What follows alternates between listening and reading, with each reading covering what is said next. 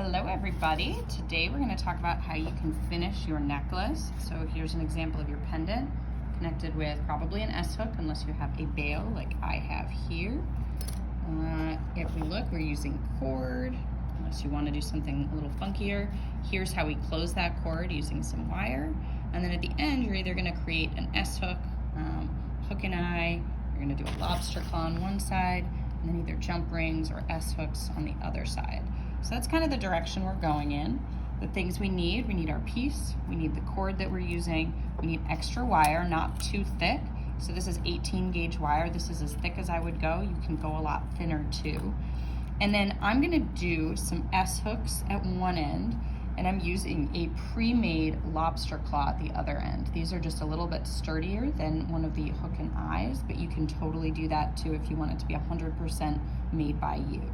So I know I'm gonna attach this to one end of the wire, and I'm gonna connect some S-hooks on the other side. So I've made these pretty small, and the reason I'm making multiple is so that I can change the size of the piece. And I could make these bigger S-hooks, it would be a little easier to work with. But if you look, I've already attached two together. So I just wanna show you that process. I'm just using two pairs of my pliers to help me hold it. The next one I'm gonna attach, you might notice I've already taken my pliers, usually I use my needle nose ones for these, and I've bent the S-hook open a little bit. So that's how I'm gonna now go and attach it to the other one.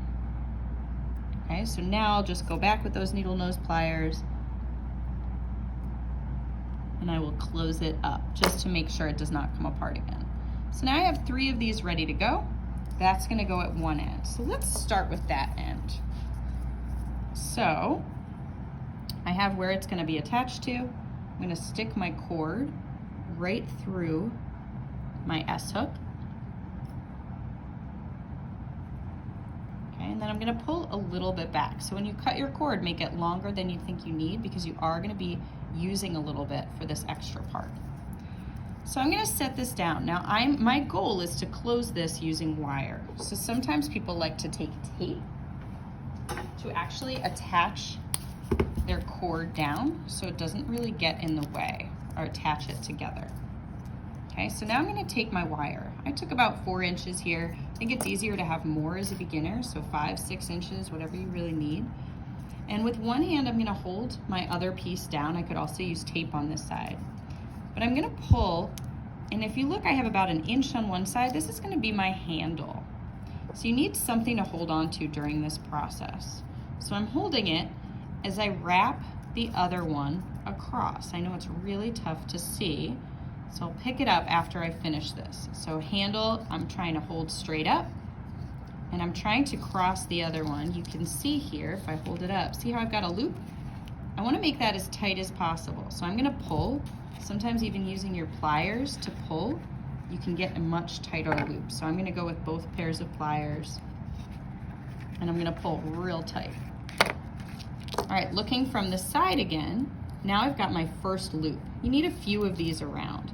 So once again, I've got my handle that I'm holding, and I'm going to push with my other hand as tightly as I can around. Now 2 of these loops is okay. 3 is better, 4 is best, really to make sure it doesn't come apart.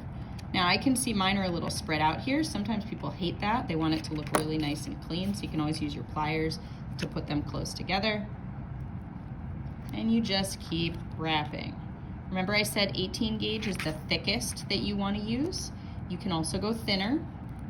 And once you're done, you can kind of go back and make sure they're compressed and they look nice together according to your own vision. So I feel happy with that. They're not perfect, but I'm okay with that because I know it's a strong hold. So now all I would do is I would go back with my snips and cut a few extra things off. I don't want this extra, so I'm gonna cut that off. I also don't want my handle anymore, so I'm gonna find where that is. I'm gonna cut that part off, making sure not to cut one of my actual pieces that I need. And then lastly, that extra thread I don't need. So I'm gonna cut that off. Also making sure I don't cut the cord that I actually need. All right, the last thing that you might want to do, feel if this feels sharp, if there are anything sticking out. You can always go with your flat pliers and just press them down. Or if you need to, you can use a file or some sandpaper so that they are not sharp. All right, so that is one end. I've got my S-hooks, I've got my cord that's finished off there.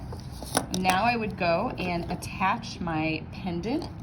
A lot of times people will forget and they will take and do both ends without putting their pendant on, but you really have to get this on as you're working. So pendant in the middle, and then I would go to the other side and I would do the same exact thing. So I would put my cord through the lobster claw here. I'd have a little bit extra, and I would do this same wrapping to finish off the other end. So that's how you do your final bits on your pendant. I look forward to seeing the final product.